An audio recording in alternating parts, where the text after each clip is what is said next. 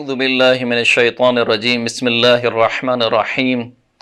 الحمد للہ رب العالمین والصلاة والسلام علی محمد وعلی آلہ الطیبین الطاہرین المعصومین واللعنۃ الدائمۃ علی اعدائہم اجمعین اما بعد فقد قال اللہ سبحانہ وتعالی فی کتابہ المجید شہر رمضان الذی انزل فیہ القرآن ھدی للناس وبینات من الھدی والفرقان۔ مومنین کرام، ماہ مبارک رمضان کی دوسری تاریخ ہے اور ہم آج دوسرے پارے کا خلاصہ لے کر آپ کی خدمت میں حاضر ہوئے ہیں۔ قرآن مجید کا دوسرا پارہ سورہ مبارکہ بقرہ کی 142ویں آیت سے لے کر 252ویں آیت تک مشتمل ہے۔ ان آیات میں کئی مضامین پر گفتگو ہوئی ہے۔ اگر ایک کلی طور پر ان مضامین کی تقسیم بندی کی جائے تو سب سے پہلے خداوند کریم نے آیت نمبر 142 سے لے کر آیت نمبر 152 تک قبلے کی تبدیلی کا تذکرہ کیا ہے، جس میں یہ بیان ہوا ہے کہ ان قریب یہ اہل کتاب آپ کو طعنہ دیں گے اور کہیں گے سیقول السفہاء من الناس ما ولاہم عن قبلتہم التی کانوا علیہا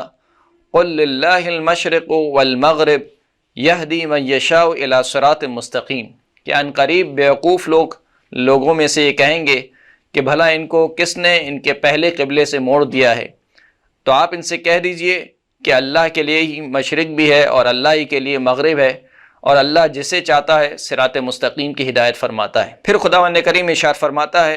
قد نرى تقلب وجهك في السماء فلنولينك قبلة ترضاها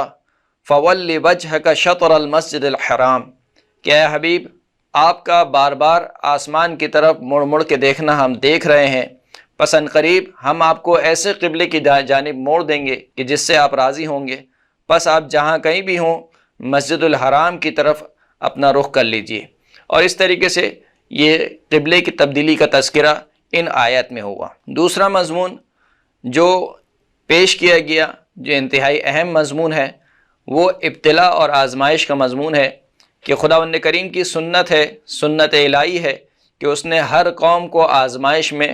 مبتلا کیا ہے۔ خداوند کریم قرآن مجید کی سورہ مبارکہ بقرہ کی 153ویں آیت سے لے کر 157ویں آیت تک ارشاد فرماتا ہے کہ یا ایھا الذین آمنوا استعینوا بالصبر والصلاۃ ان اللہ مع الصابرین۔ پہلے ایمان والوں کو حکم دیا کہ صبر سے اور صلاۃ کے ذریعے سے مدد طلب کرو، اور اللہ صبر کرنے والوں کے ساتھ ہے۔ پھر خداوند کریم ارشاد فرماتا ہے کہ وَلَنَبْلُوَنَّكُمْ بِشَيْءٍ مِّنَ الْخَوْفِ وَالْجُوعِ وَنَقْصٍ مِّنَ الْأَمْوَالِ وَالْأَنفُسِ وَالثَّمَرَاتِ وَبَشِّرِ الصَّابِرِينَ الَّذِينَ إِذَا أَصَابَتْهُمْ مُصِيبَةٌ قَالُوا إِنَّا لِلَّهِ وَإِنَّا إِلَيْهِ راجعون، کہ ہم ضرور بضرور تمہیں آزمائیں گے خوف کے ذریعے سے، بھوک کے ذریعے سے، اموال کی کمی کے ذریعے سے، اور جانوں کی کمی کے ذریعے سے، اور پھلوں کی کمی کے ذریعے سے، اور بشارت دے دو ان کو جو صبر کرنے والے ہیں ہماری آزمائشوں پر۔ کہ یہ صبر کرنے والے کون ہیں؟ یہ وہ لوگ ہیں کہ جب ان تک کوئی مصیبت پہنچتی ہے تو یہ کہتے ہیں کہ ہم تو اللہ ہی کی جانب سے ہیں اور اللہ ہی کی جانب ہمیں دوبارہ پلٹ کر جانا ہے۔ پھر اس کے بعد خداوند کریم نے 198ویں آیت میں شاعر اللہ کا تذکرہ کیا اور فرمایا کہ ان الصفا والمروہ من شعائر اللہ، کہ صفا اور مروہ اللہ کے شعائر میں سے ہیں۔ پھر اس کے بعد خداوند کریم نے تقریباً 164ویں آیت سے لے کر 167ویں آیت تک اپنی توحید کو بیان کیا اور مشرکین کی مذمت کی۔ ارشاد ہوتا ہے کہ ان فی خلق السماوات والارض واختلاف اللیل والنہار والفلک التی تجری فی البحر بما ينفع الناس وما انزل اللہ من السماء من ماء فاحیا به الارض بعد موتها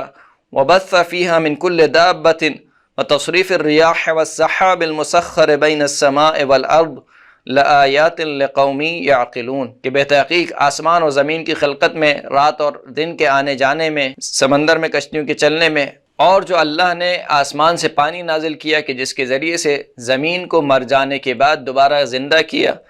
ان تمام چیزوں میں اللہ کی نشانیاں ہیں۔ اور پھر اس کے بعد خداوند کریم ارشاد فرماتا ہے کہ وَمِنَ النَّاسِ مَن يَتَّخِذُ مِن دُونِ اللَّهِ أَندَادًا يُحِبُّونَهُمْ كَحُبِّ اللَّهِ، لوگوں میں سے کچھ ایسے بھی ہیں کہ جو اللہ کو چھوڑ کر اللہ کا شریک قرار دیتے ہیں، یعنی اللہ کے علاوہ کسی اور کو اپنا الہ اور معبود مناتے ہیں، اور ان سے ایسی محبت کرتے ہیں کہ جیسی محبت اللہ سے کرنی چاہیے۔ تو یہاں پر مذمت کی گئی مشرکین کی۔ اس کے بعد جو اگلا مضمون ہے جو سورہ مبارکہ بقرہ کی ان آیات میں ذکر ہوا وہ تقریباً 168 سے لے کر 176 تک کی آیات ہیں کہ جس میں خداوند کریم نے ان غذاؤں کا تذکرہ کیا کہ جو انسانوں کے لیے حلال اور پاک و پاکیزہ ہیں، اور ان غذاؤں کا بھی تذکرہ کیا کہ جو اللہ کے نزدیک جن کا کھانا حرام ہے۔ فرمایا کہ یا ایھا الناس کلوا مما فی الارض حلالا طیبا ولا تتبعوا خطوات الشیطان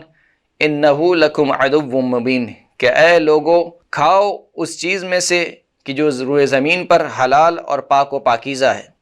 اور شیطان کے نقش قدم کی اتباع مت کرو، اس کے نقش قدم پہ نہ چلو کیونکہ وہ تمہارا کھلا ہوا دشمن ہے۔ اور پھر اس کے بعد خداوند کریم ارشاد فرماتا ہے کہ انما حرم علیکم المیتۃ والدم ولحم الخنزیر وما اہل به لغیر اللہ فمن اضطر غیر باغ ولا عاد فلا اثم علیہ، کہ تم پر حرام ہے مردار کا گوشت، خون کھانا حرام ہے، خنزیر کا گوشت کھانا تم پر حرام ہے، اور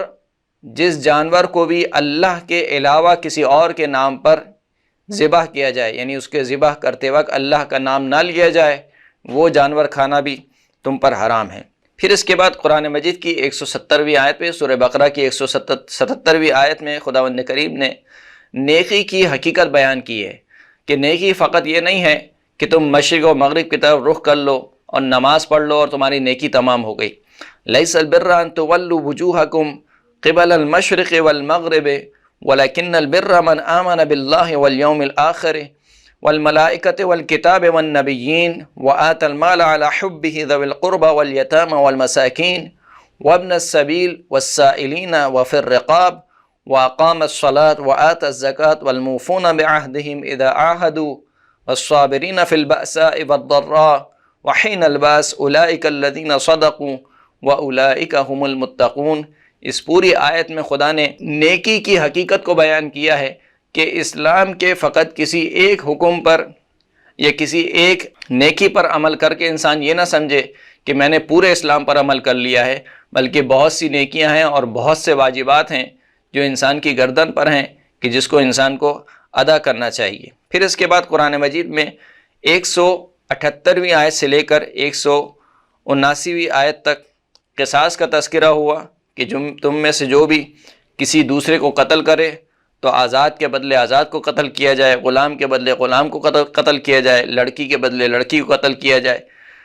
اس طریقے سے قصاص کا حکم بیان کیا گیا۔ اس کے بعد 180 آیت سے لے کر 182ویں آیت میں خداوند کریم نے وصیت کا تذکرہ کیا کہ دیکھو جب بھی تم میں سے کسی پر موت کی حالت طاری ہو جائے، یعنی قریب المرگ ہو جائے، تو اسے چاہیے کہ اگر اس کے پاس کوئی خیر اس نے چھوڑا ہو، کوئی مال و دولت اس کے پاس ہو، تو وہ وصیت کر کے جائے۔ کتب علیکم اذا حضر احدکم الموت ان ترک خیرا الوصیہ للوالدین والاقربین بالمعروف حقا علی المتقین۔ پھر اس کے بعد خداوند کریم نے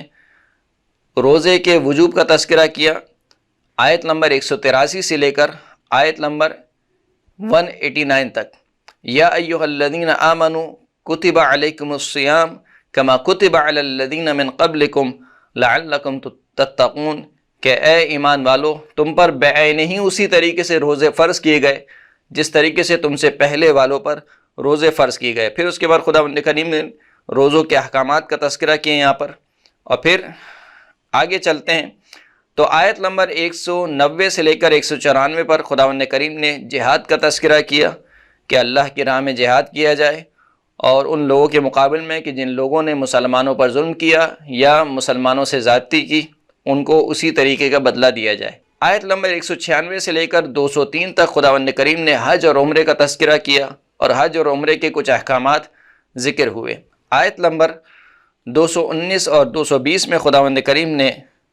جوئے اور شراب کا تذکرہ کیا کہ خداوند کریم ارشاد فرماتا ہے کہ یسألونک عن الخمر والمیسر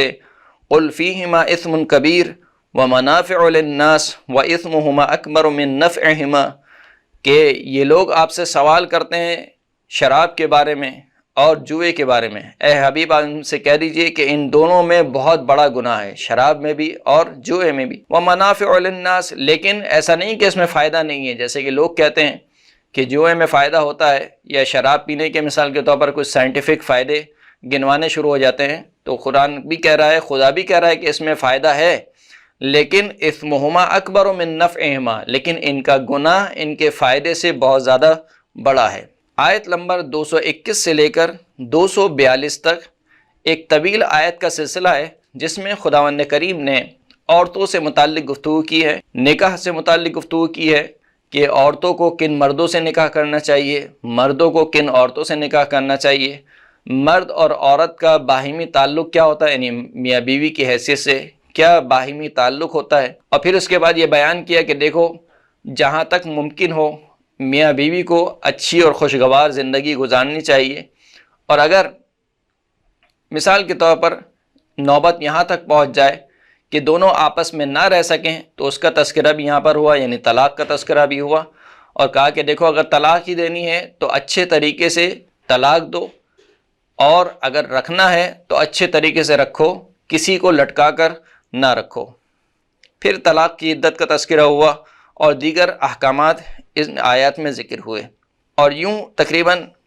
آخر میں خداوند کریم نے جناب طالوت اور جالوت کا قصہ بیان کیا مومنین کی عبرت کے لیے، کہ جب بنی اسرائیل کی قوم نے اپنے نبی سے کہا کہ ہمیں ایک سردار چاہیے، تو خداوند کریم نے جناب طالوت کو منتخب کیا، اور اس قوم نے اعتراض کیا کہ یہ طالوت جو کہ ایک عام اور سادہ سے شخص ہیں، یہ کیسے ہمارے سردار بن سکتے ہیں؟ تو خداوند کریم نے جواب دیا کہ طالوت اگرچہ کہ سادہ اور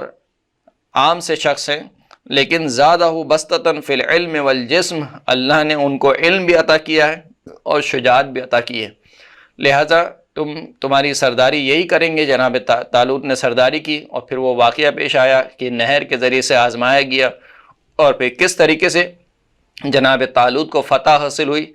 جالوت کے اوپر، اور یوں اس طریقے سے پورا یہ پارہ ختم ہو جاتا ہے۔ وآخر الدعوانا ان الحمد للہ رب العالمین۔